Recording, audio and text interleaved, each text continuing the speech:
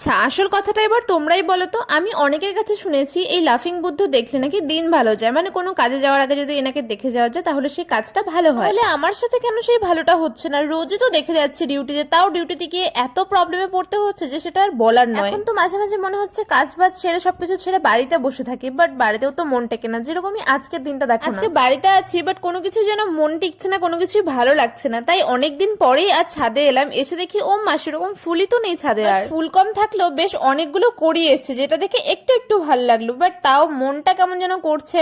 তাই আর ভাবলাম বাড়িতে না, এবার কোথাও থেকে একটা ঘুরে আসি। তাই চলে গেছিলাম কোথায় বলতো, আর আমার ফেভারিট সিনেমা জয়া সিনেমাতে। সেখানে গিয়ে দেখি কি মুভি লেগেছে, তারপর এখান থেকে একটা সিলেক্ট করে নিয়েছিলাম।